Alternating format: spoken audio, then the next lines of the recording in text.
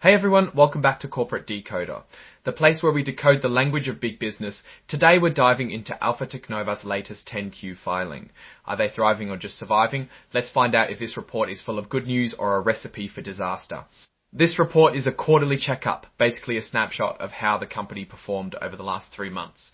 We'll skip the boring legal stuff and focus on the numbers, what they mean, and what could happen next. If you are enjoying these straight-to-the-point corporate breakdowns, make sure to subscribe. Also, join our Discord community. A link can be found in the description below. First things first, this is indeed a Form 10Q, a quarterly report.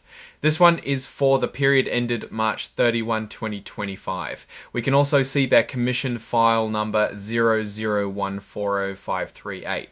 So we know it is not a fake document. As of May 7, 2025, Alpha Teknova had about 53.4 million shares of common stock outstanding. This number is important because it affects things like earnings per share, which investors watch closely. Before we get too deep, a quick word about forward-looking statements. Basically, the company is saying, hey, we're making educated guesses about the future, but things could change.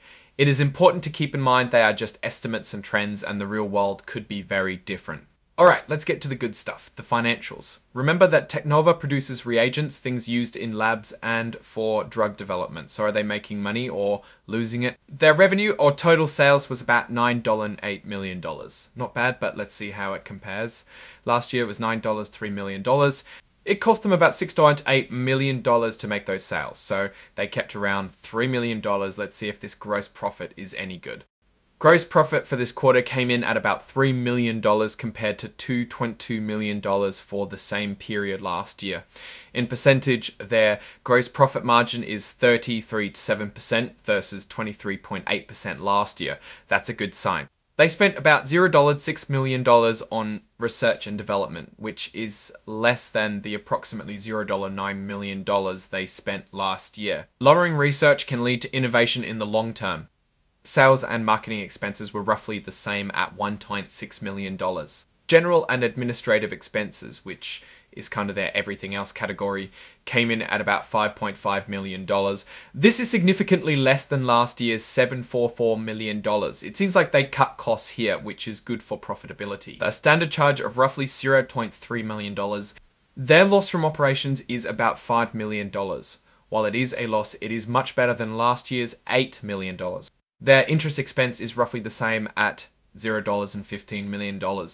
Other adjustment to loan exit fee contributed roughly $0.5 million to earnings this year. In the end, they lost $4.6 million, a big improvement over last year's $8.1 million, but still a loss.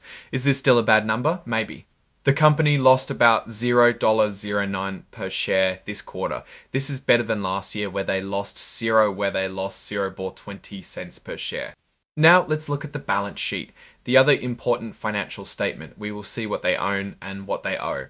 They've got about $3.4 million in cash and equivalents, which is down from $3.7 million at the end of last year. It is important to have cash on hand for day-to-day operations.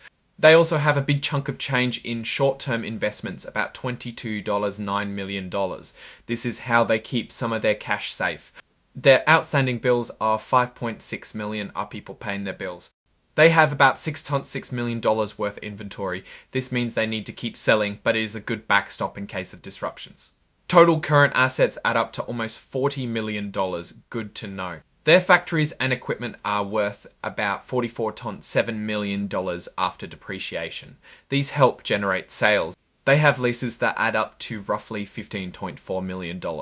Their other non-physical assets is about $12.8 million.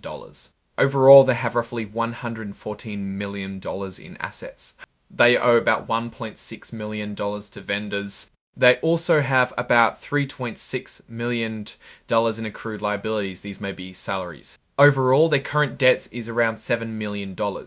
Their future tax debts is under $1 million. Their long-term debt is roughly $13 million. It is important to keep in mind whether it is at a fixed rate or floating. Their overall liabilities come to approximately $35 million. Stockholders' equity came in at $78 million. They had cash and equivalents of $314 at the end of the period. They spent about $0.9 million in stock-based compensation to attract employees. It's worth noting that 22% of their revenue comes from one distributor, customer A, and also that distributor makes up for 20% of the accounts receivable. This is a risk because if they lose that customer, it will hurt the bottom line. On March 3, 2025, the company entered into the second amended and restated credit and security agreement. Basically, it says that they refinanced their debt. It is now due on March 1, 2030. For the 3 months ended March 31, 2025, the company's income tax expense was not significant. They are not currently facing any major lawsuits, which is good 20. Now, stepping back and looking at the big picture, Teknova is showing signs of improvement. Revenue is up, expenses are down, and losses are shrinking. However, they are not profitable yet, so it needs to be seen if they are on the right track. However, the loss of the client would change my opinion. They need to make sure the client relationship continues to be strong. It's going to take a few more quarters to see if this is a true turnaround or just a temporary blip. Keep an eye on those revenue numbers, especially how they are winning new business or increasing revenue with their existing customers. That's our analysis for this filing. Now, what do you think about Teknova's future? Let us know your thoughts in the comment section below and help us improve our content. Please like this video and subscribe so we can continue bringing great content to you, and also make sure to join our Discord community. A link can be found in the description below. Thanks for watching and see you next time.